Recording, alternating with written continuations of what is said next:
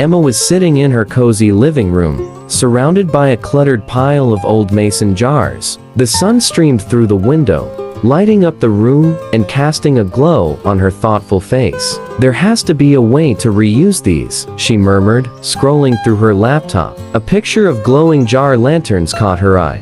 Sparking an idea, she smiled, her creativity ignited.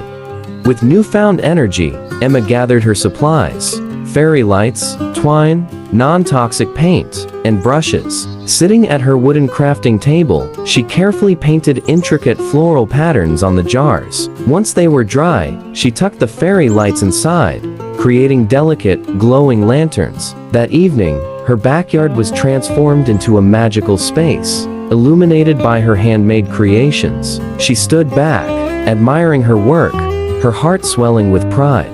The next day, while organizing her garage, Emma noticed an old wooden pallet lying in the corner. She imagined it as a vertical garden, perfect for her herbs and flowers. Armed with tools, she got to work.